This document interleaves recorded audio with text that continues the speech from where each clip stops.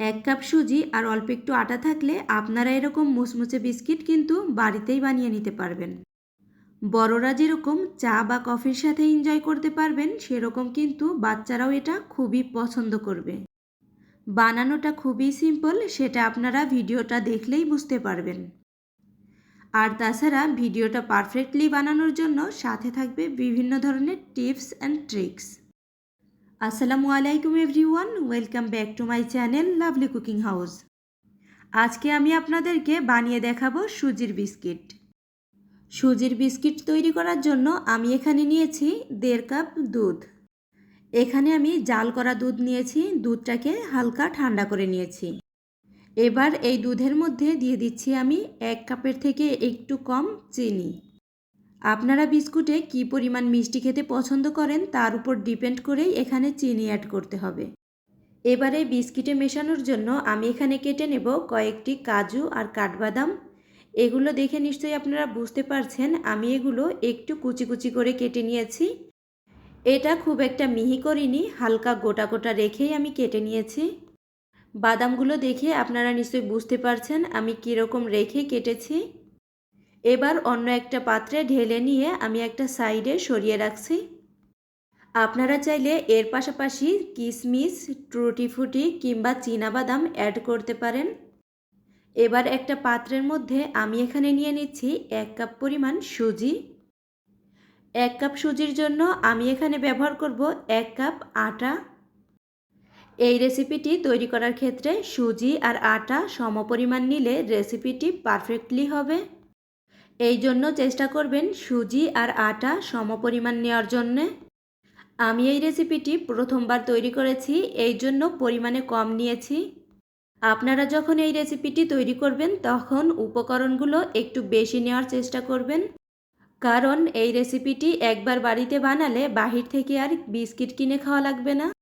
এত বেশি মজাদার এই বিস্কিট একবার বেশি করে বানিয়ে রাখলে কাচের জারে সংরক্ষণ করে খেতে পারবেন অনেক দিন পর্যন্ত।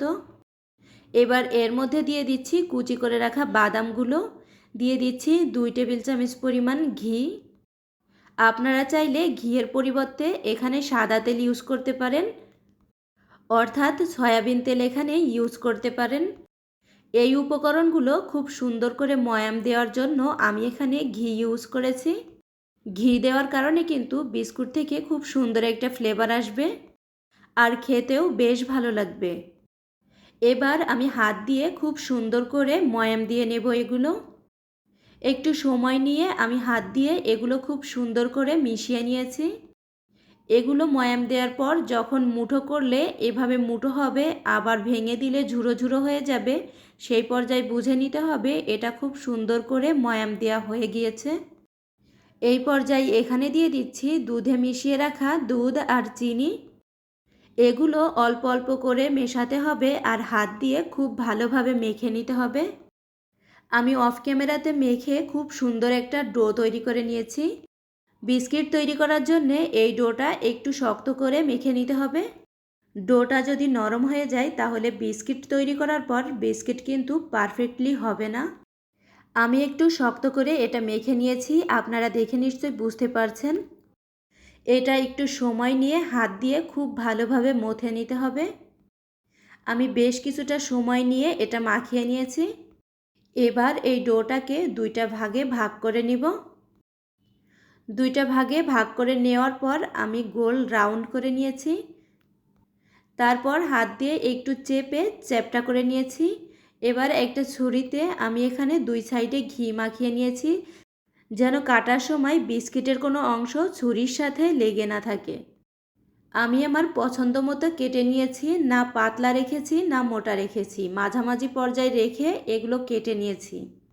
মাঝামাঝি পর্যায়ে রেখে এগুলো কেটে নিলে কিন্তু বিস্কিটগুলো ভাজার সময় ভেতর পর্যন্ত খুব সুন্দর করে ভাজা হয়ে যাবে।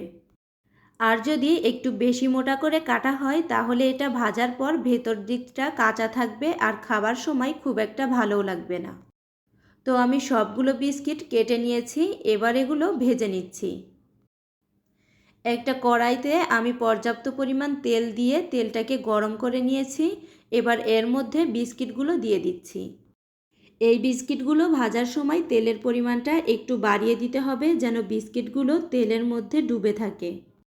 তেলের মধ্যে ডুবে থাকার কারণে বিস্কিটগুলো খুব সুন্দর করে দুইটা পাশ ভাজা হবে।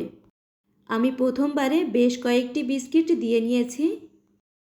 এগুলোর একটা পাশ হালকা লাল হয়ে গিয়েছে, এবার উল্টে দিব অপর পাশটি ভেজে নেওয়ার জন্য। এই পর্যায়ে গ্যাসের ফ্লেম মিডিয়ামে রেখে বিস্কিটগুলো ভেজে নিতে হবে।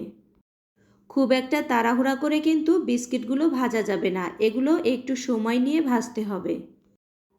বিস্কিটগুলো উল্টে পাল্টে দিচ্ছি দুইটা পাশ খুব সুন্দর করে ভেজে নেওয়ার জন্য। যারা এখনও পর্যন্ত এই বিস্কুট রেসিপি বাসায় ট্রাই করেননি, একবার হলেও ট্রাই করে দেখবেন। এভাবে একবার এই বিস্কিট রেসিপি বাসায় তৈরি করলে দোকান থেকে কিনে খাওয়ার কথা ভুলে যাবেন। বাহির থেকে অস্বাস্থ্যকর বিস্কিট কিনে না খেয়ে এভাবে স্বাস্থ্যসম্মত বিস্কিট কিন্তু বাসায় তৈরি করে নিতে পারেন খুবই সহজ নিয়মে। অল্প কিছু উপকরণে এই মজাদার বিস্কিট রেসিপি কিন্তু বাসায় তৈরি করে নেওয়া যায়। বিস্কিটের দুইটা সাইড খুব সুন্দর করে ভেজে নিয়েছি, এবার তেল ঝরিয়ে এগুলো তুলে নিচ্ছি। তেলটাকে ভালোভাবে ঝরিয়ে তারপর অন্য একটা পাত্রে এগুলো রেখে দিতে হবে। অনেকেই আছেন বিস্কিট রেসিপি তৈরি করতে পারেন না, আমার এই রেসিপিটি দেখে কিন্তু খুব সহজ নিয়মে এভাবেই বিস্কিট রেসিপি তৈরি করে নিতে পারবেন। দ্বিতীয়বারে সেম তেলে আমি বাকি বিস্কিটগুলো ভেজে নিচ্ছি। দুইটা পাশ উল্টে পাল্টে একটু সময় নিয়ে ভেজে নিব। এগুলো তেল ঝরিয়ে অন্য একটা পাত্রে নিয়ে নিচ্ছি। আপনারা বিস্কিটের কালার দেখে নিশ্চয়ই বুঝতে পারছেন এই বিস্কিটগুলো খেতে কতটা মজাদার ছিল। এটা এমন একটা রেসিপি যে একবার খাবে সে বারবার খেতে চাইবে। প্রিয় দর্শক, কেমন লাগলো আমার আজকের রেসিপি অবশ্যই কমেন্টস করে জানিয়ে যেতে পারেন। আজ এই পর্যন্তই, নেক্সট কোনো রেসিপি নিয়ে আবারও চলে আসবো আপনাদের মাঝে। সকলের সুস্বাস্থ্য কামনা করে এখানেই বিদায় নিচ্ছি। সবাই ভালো থাকবেন, সুস্থ থাকবেন। আল্লাহ হাফেজ। আসসালামু আলাইকুম।